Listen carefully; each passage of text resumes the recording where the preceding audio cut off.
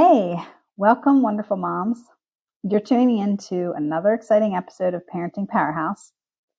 This is a podcast that transforms your parenting journey into a celebration of love, understanding, and of course, success. I'm Tara Travell. I'm your host, and today we're diving into an episode you absolutely cannot miss.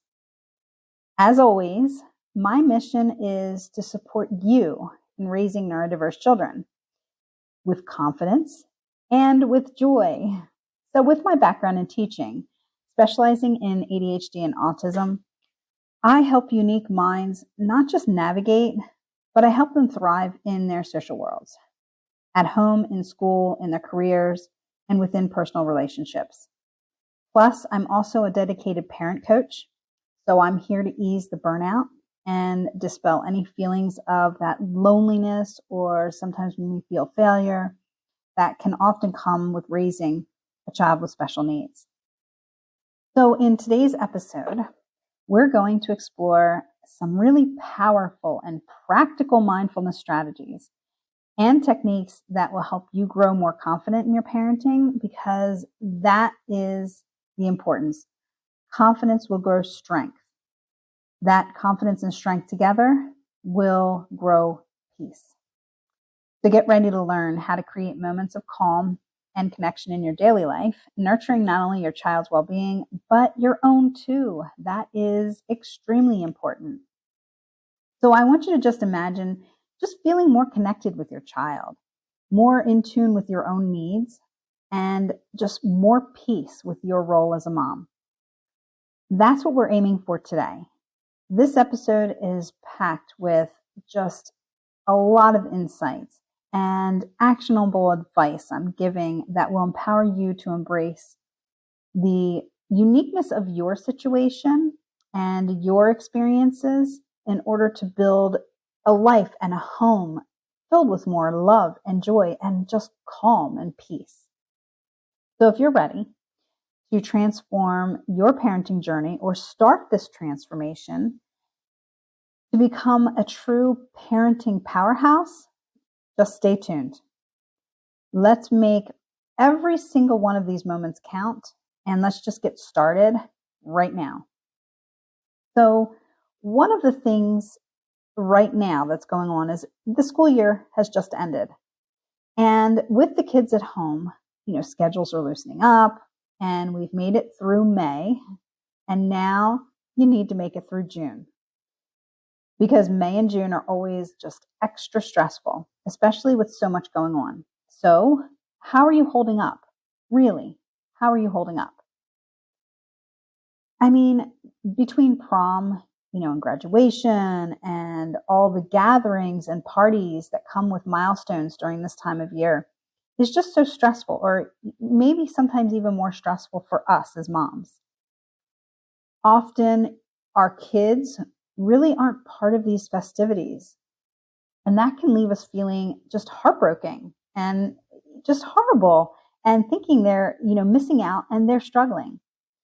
But I want you to just pause and ask yourself, who is this hurting more, you or your child? And you don't have to answer that right now, but that's something to keep in the back of your mind. So in order to really answer that pretty accurately, we need to explore this from two different perspectives, yours and then also your child's. And first, I want to talk about your perspective first.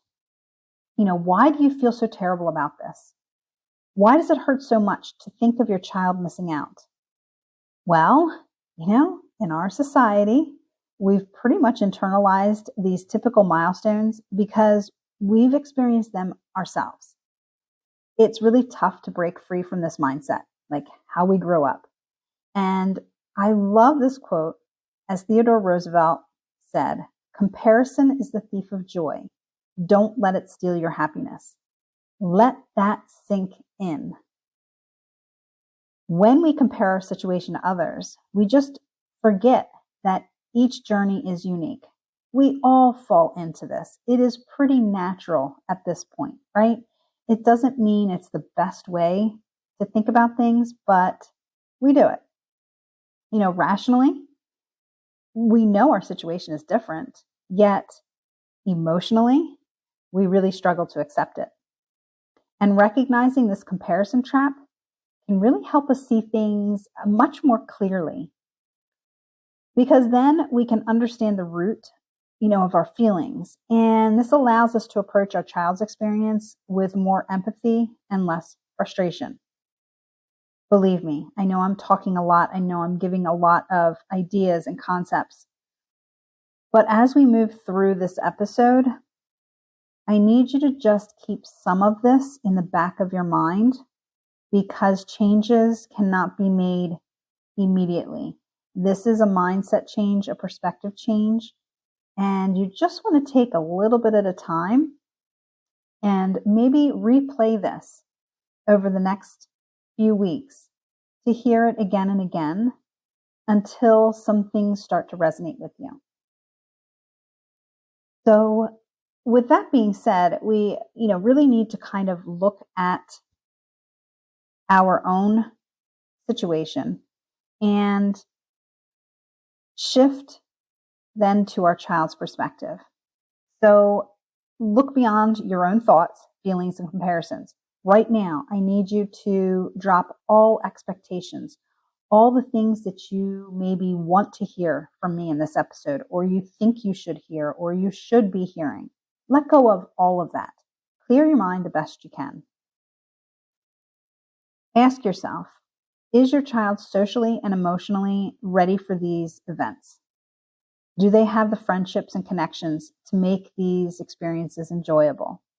Do they have the skills to plan and participate in these kind of events and parties and gatherings or whatever? Are they developmentally ready for this? And when I say developmentally, we're talking about our neurodivergent kids. So are they neurodevelopmentally ready? So now let's consider your child's neurodevelopment, your neurodevelopmental age of your child, because that's probably one of the things that is so important. And while a typical 16-year-old might totally be ready to drive, your neurodivergent child might be at an 11 or 12-year-old's developmental stage. So would you let your 11 or 12-year-old learn to drive? So, similar to that, a neurotypical 18-year-old might be ready for college. But your neurodivergent child might be socially and emotionally closer to the age of maybe a 14 or 15-year-old. So even though academically and their body may look like an 18-year-old, and academically they can, definitely parallel, somebody else at their age. But socially and emotionally, are they ready to go off to college? Are they ready to take on that kind of responsibility and that kind of independence? Would you send your 14 or 15-year-old to college? These are the questions you have to ask. It will help you. Now, this isn't every single person, but these are the questions to ask, because our kids get caught up in comparing as well. They're comparing themselves to the people around them, things that they think they should be doing, or other people are doing it, so they should too. So they're putting a lot of pressure on themselves as well as the pressures that they feel on the outside. So they will reach these milestones. Okay, their emotional development and their social development just might lag a bit. They're going to reach these milestones. They just are going to do it at their own pace. Their social events might even look different, and they might achieve these milestones later, perhaps at 23 years old, 24 or 25. So what? What's wrong with that? They're still reaching these milestones. They're fulfilling their life, and they're doing it at their own pace, which is going to make them feel more comfortable in their own skin and be happier, right? So, like I said, even though they may be academically and intellectually prepared, that doesn't mean that they're socially and emotionally prepared. And that's huge, huge. So these insights can definitely shift our perspective and help us better support our kids.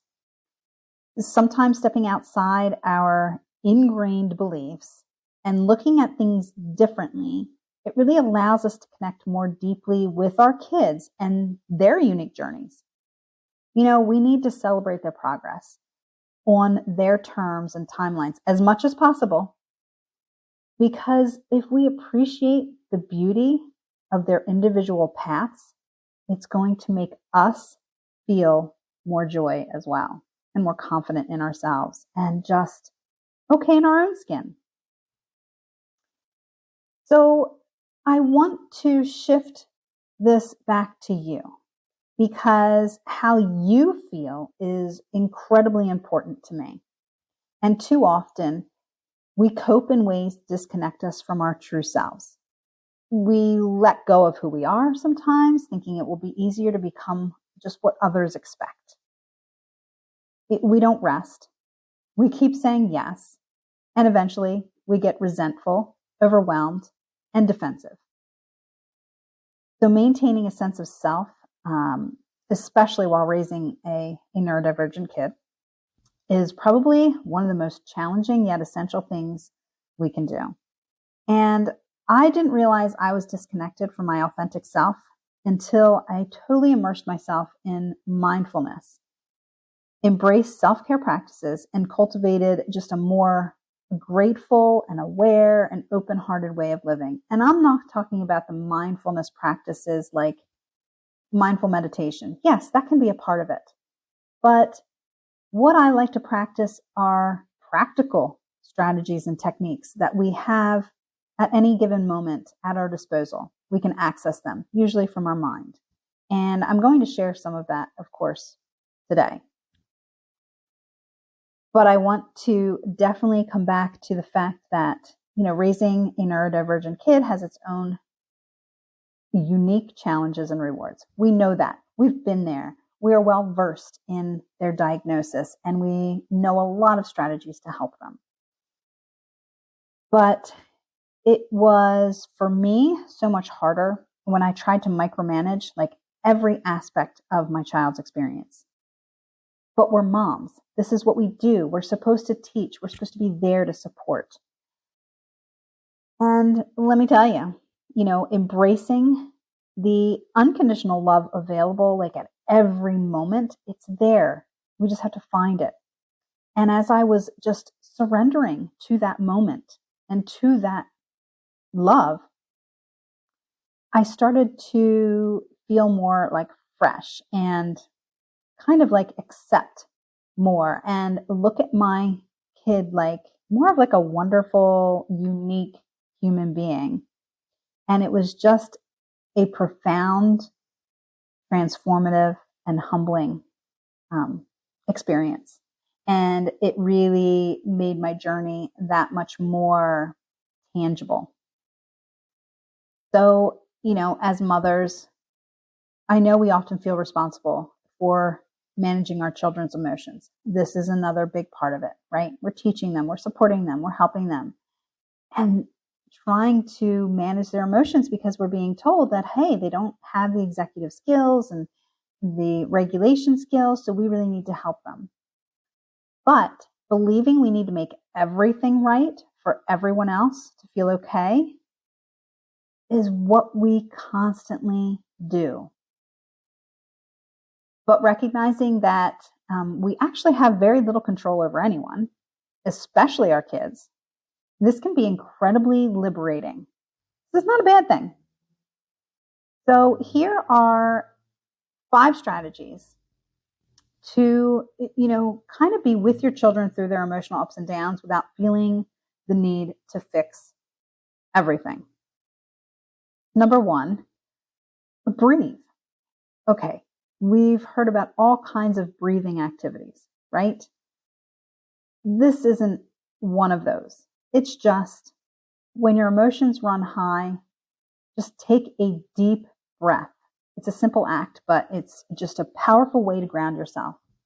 Sometimes this deep breath, honestly, what I'll do is I'll take a deep breath and push it down into my stomach to kind of straighten myself out, because I learned this while I was mountain biking, that when I'm going up a really steep hill, I tend to crunch, my stomach over, and I'm like holding on, and I'm crunching, and I'm not getting enough breath in. So I get even more and more out of breath. But if we straighten up our back, take a breath and just push it down and out, it straightens up your diaphragm and everything, and you can get a better breath in. Just that little bit of a breathing technique can just make you feel a little bit better and ground yourself. Another thing is just listen sometimes. Sometimes this is all your child needs, is just for you to hear them. They could be screaming at you. They can be yelling or whatever. And no, that's not okay to treat you that way. Yet we have to understand that this is the only way they know to regulate themselves. So we will be teaching them, of course, but at this time, sometimes we just need to listen. Let them get it out, okay? This is part of that, number 3, validate. So you're going to acknowledge their feelings. If you listen to them screaming, that's kind of acknowledging their feelings, letting them do it, not trying to stop them, not trying to yell back, but validating when they calm down and saying, hey, I see you're really upset. That's okay. Let's talk about this later. There's nothing wrong with that. So number 4 is pause. Give yourself permission to take a moment before reacting. It's really okay not to have all the answers right away. There is time for that. Also, the biggie, we hear about self-care, right? Self-care isn't really my choice words to use here. It's just, self-care seems to be like we have to care for some kind of psychological difficulty or challenge we're having, or it just sounds a little bit like it's coming from a negative place. I would say maybe self-empower, self-love, self-help, maybe. So don't forget about you. Find time for activities that rejuvenate your spirit. So what I would say here is get yourself ready. You know the schedule and what's going to be coming up. You know how difficult your child has with, different appointments or too many things at once. That's coming, and they have transition difficulties. And sometimes when things don't go right, it gets upsetting. So you know what? Go get that facial. Go get your nails. Go get a massage. Do something that makes you feel better the day before or the morning of, or whenever you can, to kind of just bring yourself down to a better level so that you can handle a little bit more. And most importantly, remember, it's not about being perfect. It's really about being present. So, when you're able to embrace each moment with your child, all the imperfections and all, you'll find that deeper connection, not just with them, but with yourself. Here, you're really actually developing a better relationship with yourself. And I want you to remember, we are all in this together. We are all moms. We've been there, or we are going through it, or going to go through it. So we're here to help each other. And we want to help each other learn and grow every day. You've got this, mama. I know it. So before we wrap up, I'm really excited to share something special with you. It's my brand new course. It just kicked off in April. Right now, in this moment, I'm in the middle of a second cohort, and we just started. So actually, I can still add people on if you're interested. But it's really just crafted for amazing moms just like us. This course is really, I've put together a treasure trove of practical tips and even mindfulness tricks, like really cool ones. And supportive resources that will help you pretty much tackle mom burnout and strengthen your bond with your kids. So I want you to picture yourself feeling more in control. This is my goal. Feeling truly present and at peace, just every day.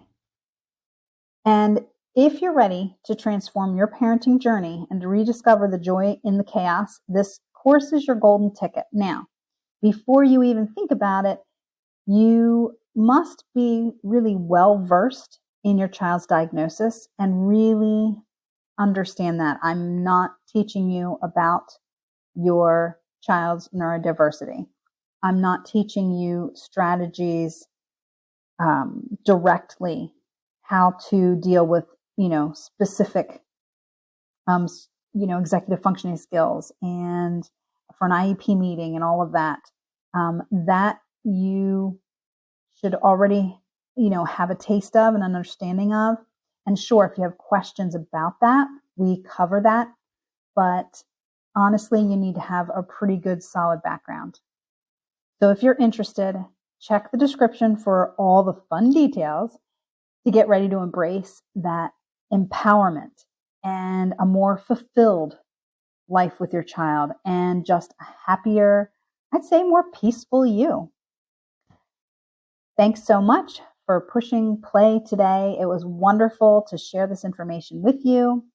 Please reach out if you have any questions or you want to hear something specific. Remember, I love you and I am here to support you.